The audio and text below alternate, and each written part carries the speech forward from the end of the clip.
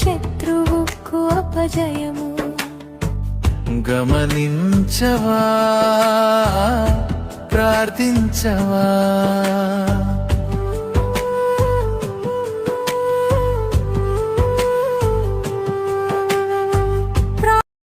మహాపరిశుద్ధమైన తండ్రి, ప్రేమ కలిగిన ప్రభువా, నీ పాదానికి వందనాలు, స్తోత్రాలు.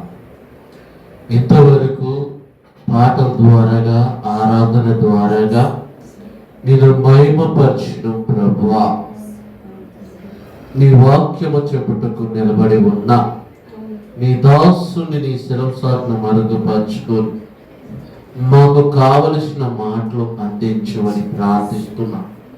ఈ మాటలు వింటున్న నీ పిల్లలందరూ కూడా మీరు జ్ఞాపకం చేసుకోవాలి, నీ బిడ్డలను బలపరుచుతారని క్రీస్తు పేరటి ప్రార్థన అడుగుతున్నాను తండ్రి, ఆమేన్. మన ప్రభు అయిన యేసు క్రీస్తు పరిశుద్ధమైన నామములో చేరి వచ్చిన దైవ పిల్లలందరకు హృదయపూర్వకమైన వందనాలు. హల్లెలూయా, హల్లెలూయా. పరిశుద్ధ గ్రంథంలోకి వెళ్దాం ప్రియులారా. ఈరోజు లూకా సువార్తలో ఒక చక్కనైనటువంటి మాటలను మనం జ్ఞాపకం చేసుకుందాం. లూకా సువార్త 17వ అధ్యాయము 12వ వచనాన్ని చదువుకుందాం ప్రియులారా. లూకా సువార్త 17వ అధ్యాయము 12వ వచనాన్ని చదువుకుందాం ప్రియులారా. గట్టిగా చదవాలి. ఆయన ఒక గ్రామంలోకి వెళ్ళుచుండగా 10 మంది కుష్టి రోగులు ఆయనకి ఎదురుగా వచ్చి దూరముగా నిలిచి, యేసు ప్రభువా, మమ్మల్ని కరుణించుమని కేకలు వేసిరి. ఆయన వారిని చూసి, మీరు వెళ్ళి మిమ్మును యాజకులను కనపరచుకోడని వారితో చెప్పిన. వారు వెలుచూ ఉండగానే శుద్ధులైరి. వారిలో ఒకడు తనకు స్వస్థత కలుగుట చూసి గొప్ప శబ్దంతో దేవుణ్ణి మహిమపరిచి తిరిగి వచ్చి ఆయనకి కృతజ్ఞతాస్తుతులు చెల్లించుడి. హల్లెలూయా. దేవుడు నామానికి మహిమ కలుగునగాక. నా ప్రియమైన సహోదరి సహోదరులారా, దేవుడు ఈ వాక్యం ద్వారాగా ఈరోజు మనతో మాట్లాడుతున్నాడు కాబట్టి చదవబడినటువంటి లేఖనములో ఉన్నటువంటి మాటలను మనం మనసు పెట్టి ఆలోచిస్తే ప్రియులారా, 10 మంది కుష్టి రోగులు, 10 మంది కూడా ఆ వ్యాధితో బాధపడుతున్నారు, ఆ యొక్క రోగముతో ఇబ్బంది పడుతున్నారు. నిజంగా కుష్టి రోగముతో ఉన్నటువంటి వ్యక్తులు పరిస్థితి ఎలా ఉండిద్దో, ఆ వ్యాధి కలిగినటువంటి మనుషుల యొక్క సమస్యలు ఎలా ఉంటాయో ఒక్కసారి మనం ఊహించుకుంటేనే మనకి భయమైంది. కానీ బైబిల్లో ఉన్న వ్యక్తులు కుష్టి రోగంతో బాధపడుతున్నారు.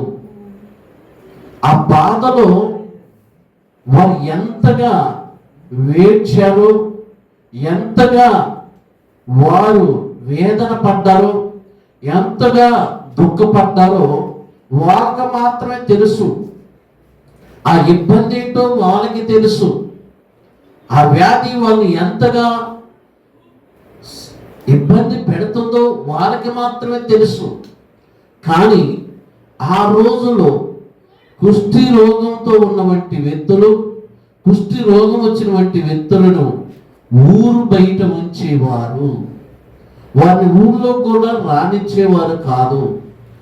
వాళ్ళు ఒకరితో మాట్లాడే అవకాశం కూడా లేదు. అంటే ఆ రోజుల్లో అంత భయంకరమైన వ్యాధి కుష్టి రోగం ప్రియులారా.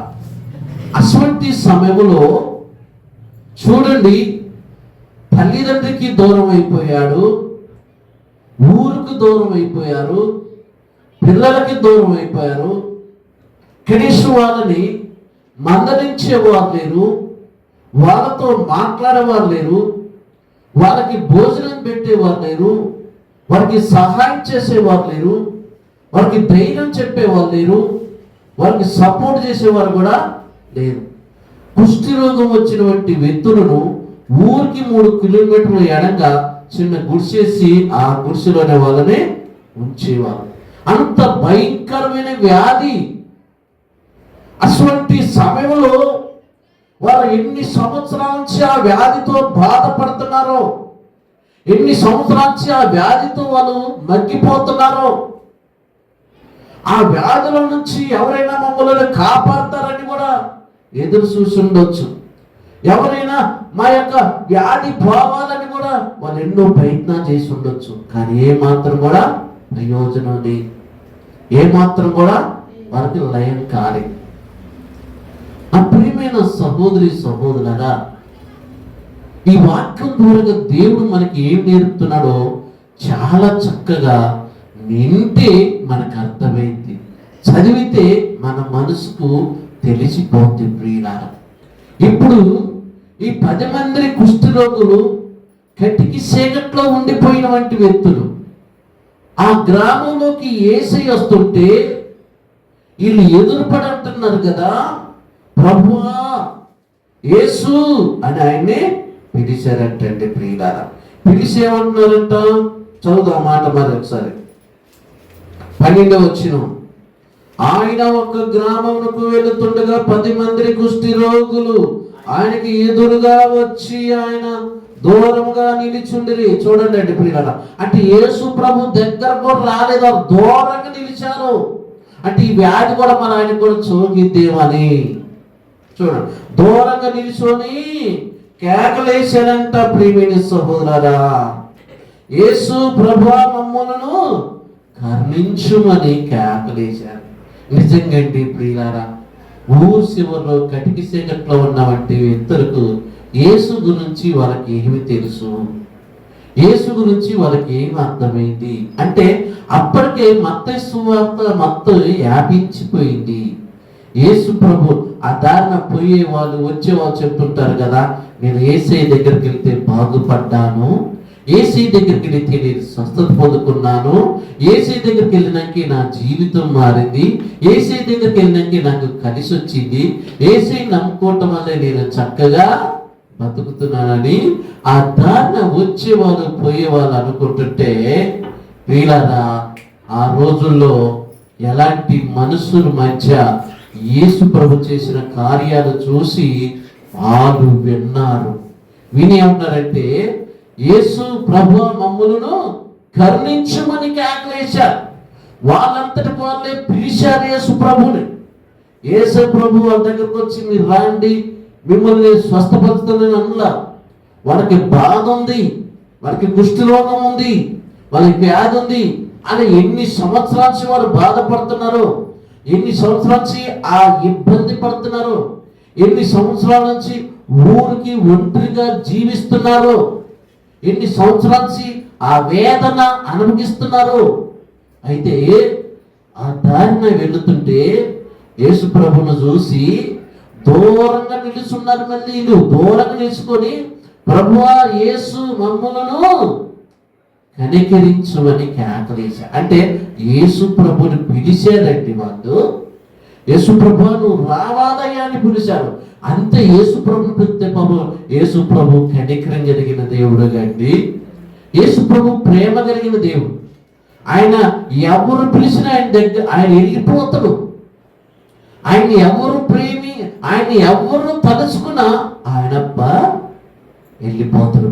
ఎందుకంటే మనం మాత్రం ఏం చేస్తామంటే, ఇప్పుడు కుష్ఠరోగులు పిలిచేకలు యేసు ప్రభు వెళ్ళిపోయాడు. వాళ్ళ మొర విన్నాడు, వాళ్ళ అరుపులు విన్నాడు, వాళ్ళ కేకలు విన్నారు, వాళ్ళకున్న వ్యాధిని చూసిండు, వారికున్న బాధను చూసిండు, వారు వేసుకున్న బట్టలు చూసిండు, వారు ఉంటున్న ఆ స్థితిని చూసి యేసు ప్రభు ఏమన్నాడంటే, నువ్వు పలాని కులానోడు కదా, నేను నీ కడికి రాకూడదు అన్నాడా?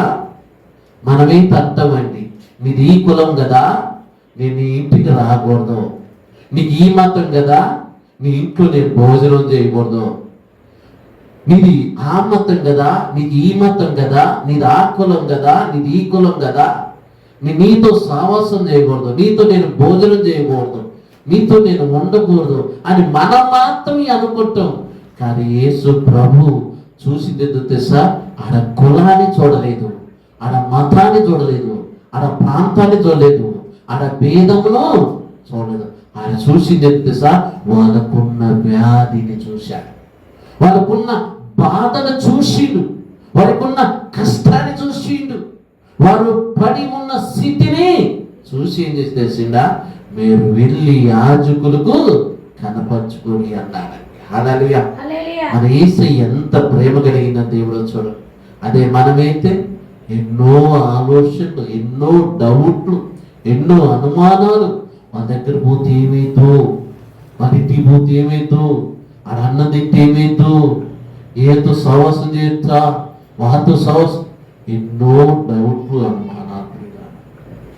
అనుమానం పెద్ద రోగం. దీనికి మందు లేదు, టాబ్లెట్ లేదు, టానిక్ లేదు, డాక్టర్ లేదు. దీనికి ఒక్కడే ఉన్నాడు, వాడే దయ్యం. వాడే అనుమానం పెట్టేదోడు దయ్యంగాడు, నేను అపనమ్మకం ఉంచేవాడు దయ్యం, ప్రార్థనకు ఆటంకపరిచేదోడు దయ్యం, ప్రార్థన చేయకుండా చేసేదోడు దయ్యం, చప్పట్ల పట్టుకొని చేసేదోడు దయ్యం, దేవుడు పరిచయం చేయకుండా చేసేదోడు దయ్యం, దేవుని మహిమపరచుకొని చేసేదోడు దయ్యం, దేవుడి సన్నిధికి రాకుండా అడ్డగించేదోడు దయ్యం, దేవుళ్ళు నువ్వు ఆశీర్వదించబడకుండా ఉంటానికి కారణం ఎవరు? దయ్యం.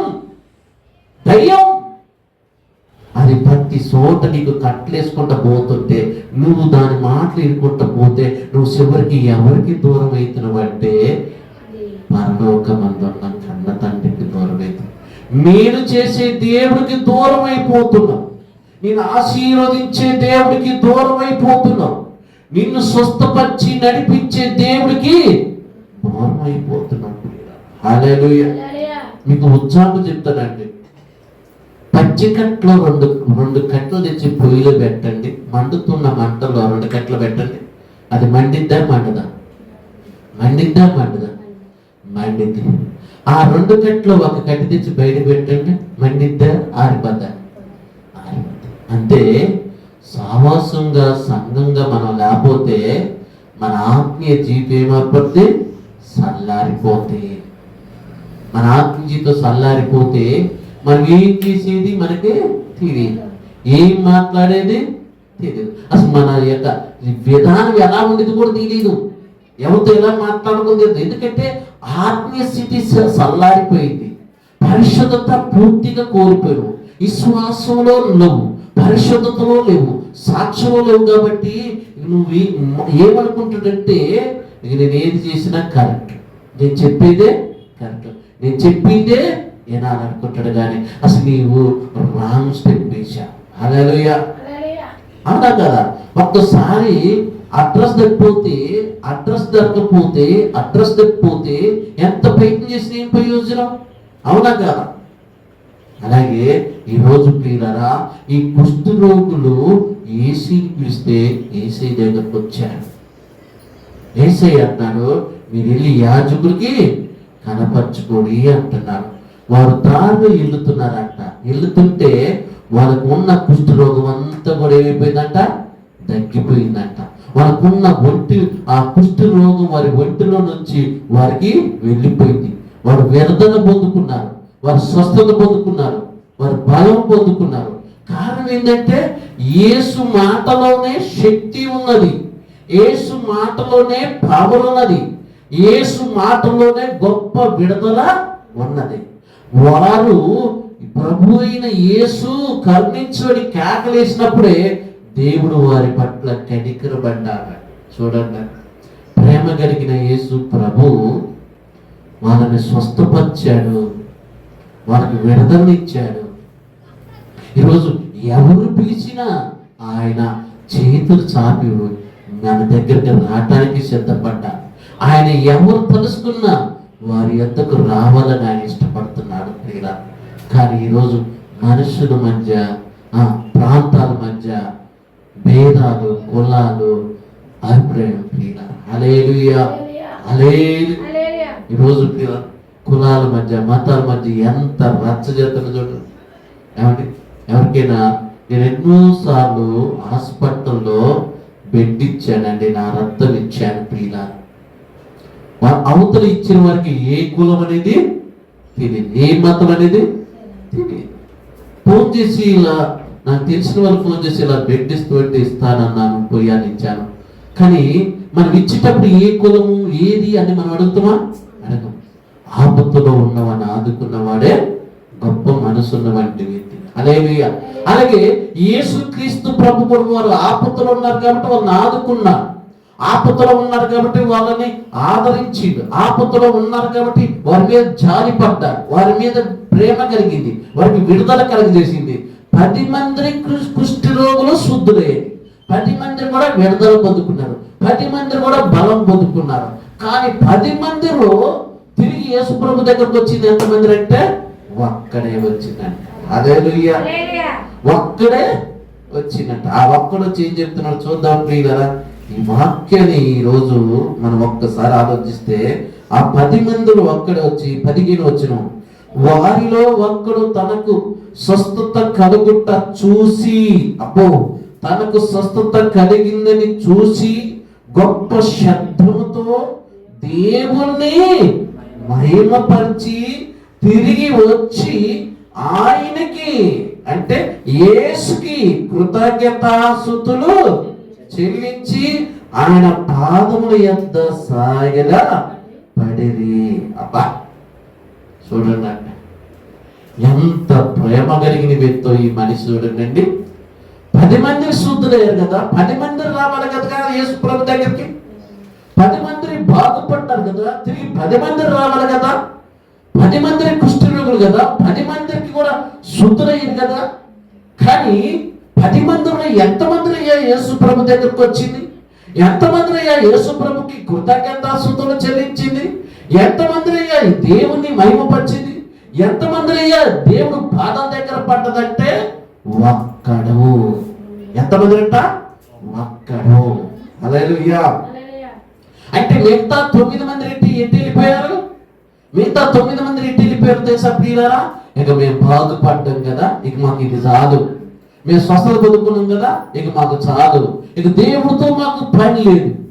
ఎందుకంటే ఇప్పుడు ఏసీతో శుద్ధులైనగా ఇప్పుడు ఏసీతో మాకు సంబంధం లేదు, ఇక దేవుడితో మాకు కరెక్షన్ అవసరం లేదు. ఎందుకంటే మేము బాధపడ్డాం, వెళ్ళిపోతాం, మా ఇళ్ళకి పోతాం, మా ఇంటికి పోతాం, మేము ఏ పని చేసుకోవాలో ఆ పని చేసుకుంటాం, ఏ పని అయితే ఆ పని పడతాం, మేము అలాగే తలపోతాం. మళ్ళీ ఏదైనా రాగం వస్తే ఏదైనా జబ్బొస్తే అప్పుడు మళ్ళీ బిరుతు వేసుకోవడం. అంతేగా ఇది చేసిన పని. అందులో 10 మంది అయ్యారు, 10 మందిలో ఒక్కడొచ్చి అయ్యా నువ్వు నన్ను స్వస్థపరిచినందుకు నీకు వందనాలు, నువ్వు నన్ను నా కుష్టి రోగంలో నుంచి నన్ను విడుదల చేసిను, నాకు బలాన్ని ఇచ్చును, తిరిగి నన్ను నా యొక్క తల్లిగారింటికి పంపటానికి, తిరిగి నన్ను గ్రామంలోకి పంపటానికి నీ యొక్క తోడుంచి నువ్వు శక్తితో నన్ను స్వస్థపరిచినందుకు నీకు వందనాలని ఒక్కడు తిరిగి వచ్చిడు. కానీ మిగతా 9 మందిని తిరిగి రాను. అంటే మిగతా 9 మంది ఎటువంటి వాళ్ళు? కృతజ్ఞత లేని మనసు. వీళ్ళు ఎటువంటి వాళ్ళంట? కృతజ్ఞత లేని మనసు. 10 మందిలో ఎంతమంది వచ్చారు యేసు ప్రభు దగ్గరికి? చెప్పాలి, ఎంతమంది వచ్చారు? ఒక్కడు వచ్చిందంట. ఈ ఒక్కడు కూడా దేవుడికి భయపడ్డవాడు, దేవుడికి భయపడ్డవాడు, దేవుడిని ప్రేమించేవాడు కాబట్టి గొప్ప శబ్దంతో దేవుణ్ణి మహిమపరిచిందంట. తండ్రి ఎంతకాలమైనా నేను ఈ కుష్టి రోగంలో బాధపడ్డాను, ఎంతకాలమైనా వ్యాధితో నరకం అనిపించాను అని తిరిగి వచ్చంట యేసయ్య పాదాల దగ్గర స్పష్టంగా సాగిల పడ్డాడంట. హల్లెలూయా. అప్పుడు దేవుడు అడిగాడు, ఏమని అడిగాడు తెలుసా? మిగతా 9 మంది ఎక్కడా అన్నాడు. హల్లెలూయా. మిగతా 9 మంది ఎక్కడున్నారంటే వారు ఇక బాగుపడ్డారు కాబట్టి ఇక దేవుడితో పని లేదు, యేసయ్యతో పని లేదు. ఎందుకంటే మేము బాగుపడ్డగా ఇక మా ఇష్టం, మేము ఎలాగైనా బతుకుతాం, ఎలాగైనా జీవిస్తాం, ఎలాగైనా ఉంటాం. అంటే వీళ్ళు ఎటువంటి వాళ్ళంటే మేలు పొందుకుంటారే కానీ దేవుణ్ణి మహిమపరచను, దేవుడు కార్యాల్లో పాల్గొను. హల్లెలూయా. ఈరోజు ఎటువంటి బైబుల్లోనే 10 మందిలోనే అర్థమవుతుంది. ఈరోజు సమాజంలో లేదా?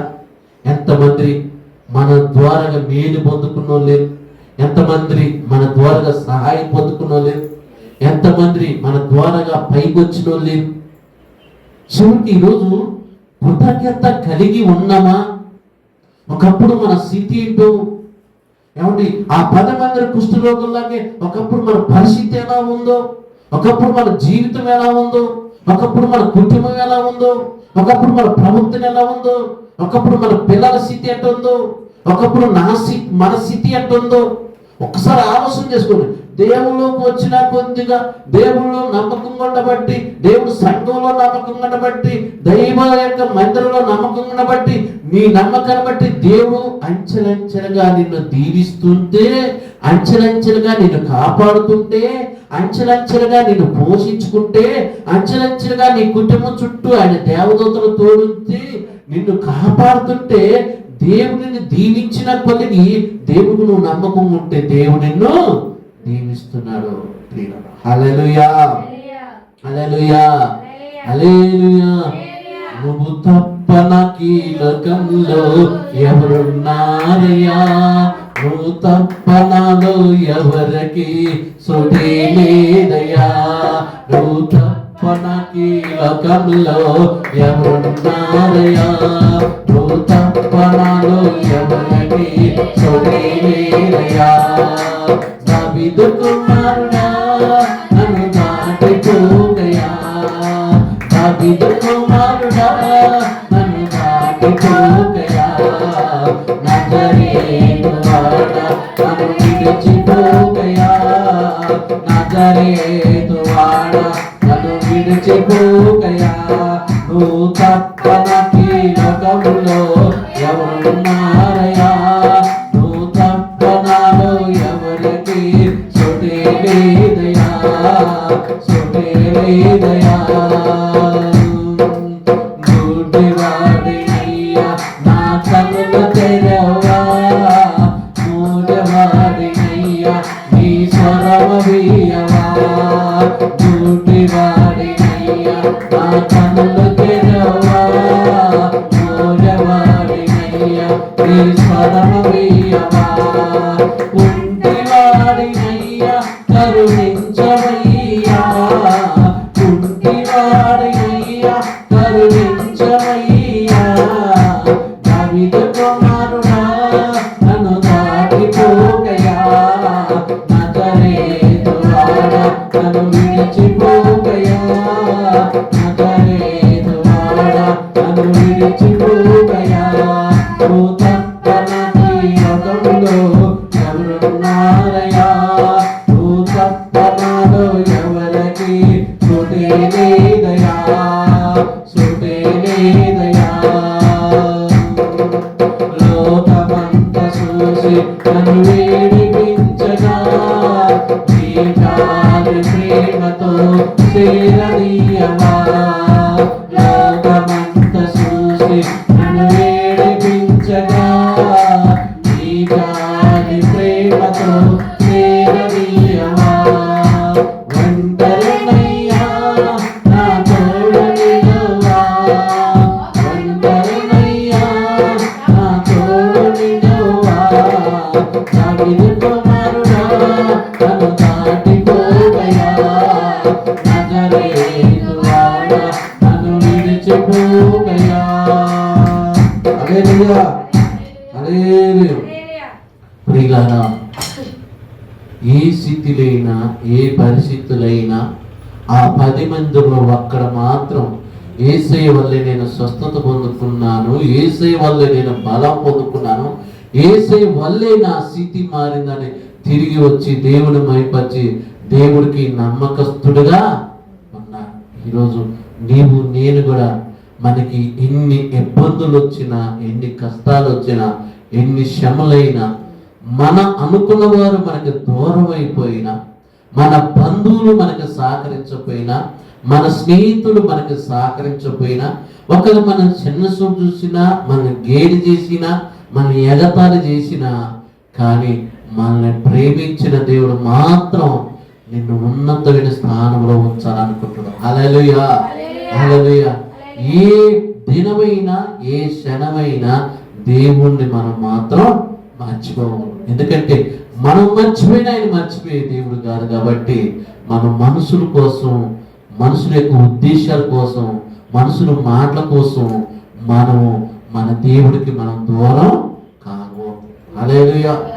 ఎందుకంటే మన కష్టాలు మనం పలకరించేవాడు దేవుడే, మన ఇబ్బందులు మనం ప్రేమించేవాడు దేవుడే, మన శ్రమలో మనం ఓదార్చేవాడు దేవుడు. దేవుడు పాటల ద్వారా మనం ఎంత బలం పొందుకుంటున్నాం, పాటల ద్వారా మనకి ఎంత ధైర్యం వస్తుంది, వాక్యం ద్వారా ఎంత ధైర్యం వస్తుంది.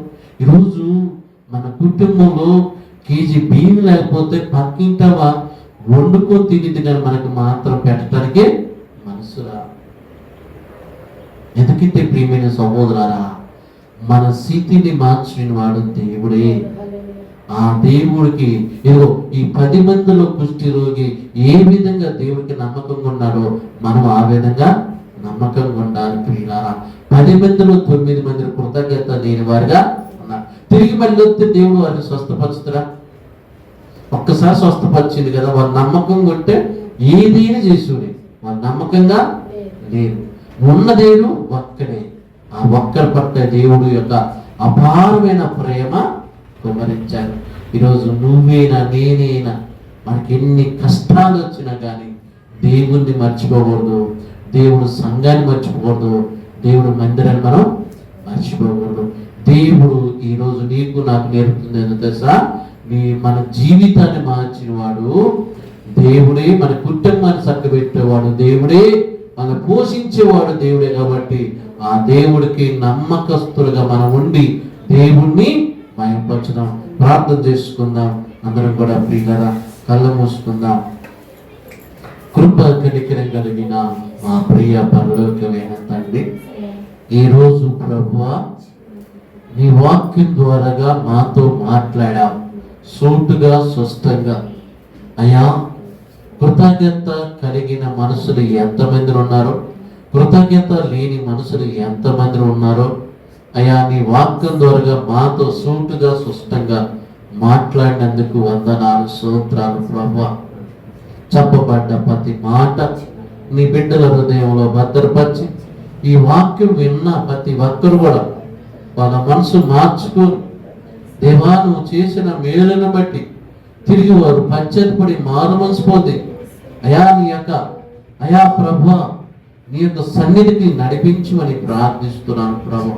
ఎందరైతే ఈ ప్రార్థనలు ఏకీభవించారు, ఎందరైతే ఈ ప్రార్థనలో పాల్గొన్నారు, ఎందరైతే ఇంత ఓపికతో నీ వాక్యములు విన్నారో వారందరూ కూడా మీరు జ్ఞాపకం చేసుకొని ప్రార్థిస్తున్నాను ప్రభా. దేవా నీ కృపలో నీ బిడ్డలందరినూ మీరు కాపాడమని, నీ బిడ్డలందరినూ కూడా స్వస్థపరచమని, నీ బిడ్డలందరినీ కూడా నువ్వు దీవించమని, వారి అవసరాలు ఏంటో, వారి అక్కర్లు ఏంటో, వారి పరిస్థితులు ఏంటో సర్వస్వం ఎదిగిన దేవుడు కాబట్టి ప్రతిది కూడా నీ సన్నిధిలో ప్రార్థిస్తున్నాను ప్రభా. మా ప్రార్థన వినపవలను ఆలకిస్తున్నందుకు వందనాలు, స్తోత్రాలు ప్రభా. ఈ సంవత్సరం ఆయా సెకండ్ ఇయర్ చదివిన ఆయా ప్రభా యెహోషువను అదేవిధంగా భార్గవును శృతిని బట్టి ప్రార్థిస్తున్నాను ప్రభా. మంచిగా పాస్ అయ్యారు, మంచి మార్కులతో ఫస్ట్ వచ్చారు తండ్రి. నాయన నీకు వందనాలు, స్తోత్రాలు అయా ప్రభా. తండ్రి ఈరోజు అయ్యా 2 సంవత్సరాలు చదివిన చదువు అయ్యా పాసు కాకపోతే ఎంత బాధపడతారో తెలుసు ప్రభా. ఆయన నీ మహాకృప నీ బిడ్డల పట్ల వచ్చి వారి చదువుకు తగ్గట్టుగా మంచి మార్కులతో ఇచ్చినందుకు నీకే వందనాలు, స్తోత్రాలు చెల్లిస్తున్నాను ప్రభా. అయా తండ్రి ప్రభా, అదేవిధంగా 10వ తరగతి చదివిన ఆయా భార్య చైతన్యాన్ని కూడా జ్ఞాపకం చేసుకొని ప్రార్థిస్తున్నాం ప్రభు. వారి మార్కులు కూడా మంచిగా పాస్ వచ్చినట్లు సహాయం చేయమని ప్రార్థిస్తున్నాం ప్రభు. అయా ఈరోజు సంఘ బిడ్డలను వచ్చిన వారిని రాలేని వారిని జ్ఞాపకం చేసుకోండి ప్రభు. ప్రతి ఒక్కరు నడిపించమని సహాయం చేయమని ప్రార్థిస్తున్నాను ప్రభు తండ్రి నాయన. అదే విధంగా మరొక ఆదివారం అయా ప్రభు మీ అందరూ కలుసుకొని ఆరాధించే భాగ్యమును కృపను దయచేయమని ప్రార్థిస్తూ ఈ సంఘంలో ఉన్న ప్రతి కుటుంబాన్ని మీరే కాపాడవని, మీరు రక్షించని ప్రార్థిస్తున్నాం ప్రభా. ఎందుకంటే ప్రభా మా కళ్ళ ముందే మాట్లాడుతూనే చనిపోతున్న వ్యక్తులను మేము చూస్తున్నాం ప్రభా. మనిషి జీవితం నాయన నీటి బొట్టుక లాంటిది ప్రభా. ఎప్పుడు ఎక్కడ ఏమైతుందో తెలియదు కాబట్టి మరణం వరకు నీకు నమ్మకంగా ఉన్నట్లుగా సహాయం చేయమని, ఇంత ఓపికతో నీ మాటలు నీ వాక్యం విన్న నీ పిల్లలు, ప్రార్థనలో పాల్గొన్న నీ పిల్లలు, పాటలు పాడిన నీ పిల్లలందరూ కూడా మీరే కాపాడమని, సంఘంలో పరిచయలో బలంగా వాడుకోమని క్రీస్తు పేరటి ప్రార్థన అడుగుతున్నాను తండ్రి. ఆమేన్.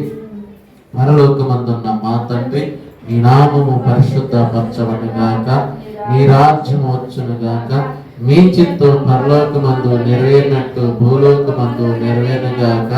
మానుదిన ఆహారం మాకు దయచేయండి, మా అపరాధులు క్షమించిన ప్రకారం మమ్మల్ని క్షమించండి. ఎందుకనగా రాజ్యము, శక్తి, మహిమ నిరంతరమై ఉన్నాము తండ్రి. ఆమె మన తండ్రి దేవుడు ప్రేమ, కుమారుడైన యేసుక్రీస్తు కృప, పరిశుద్ధాత్మనున్న సావాసు సన్నిధి చేరి వచ్చిన బిడ్డలకును, సర్వలోకములో ఉన్న ప్రజలకును నీ కృప, నీ సన్నిధి సదాకాలం తోడు నీడేవుని నడిపించును గాక. ఆమేన్, ఆమేన్, ఆమేన్.